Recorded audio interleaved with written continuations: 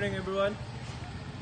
I am here to introduce the parts of a vehicle, and first I am introducing you the external and then the internal. First, I will introduce you the external. This is the headlight, and second, the windshield, and third, the wiper, and fourth, the side mirror, and fifth is the wheel.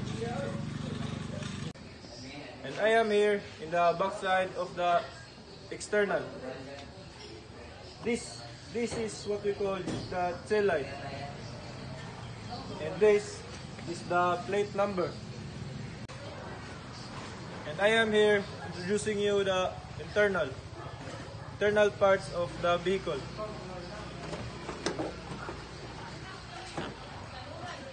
And this is what we call the seat, and we have called the three types of pedals. Number one is the clutch and the brake. Number two, brake and the gas accelerator.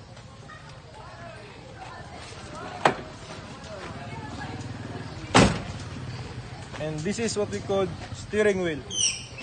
And this is the horn, and this is the dashboard, and the speedometer, and the gear shift.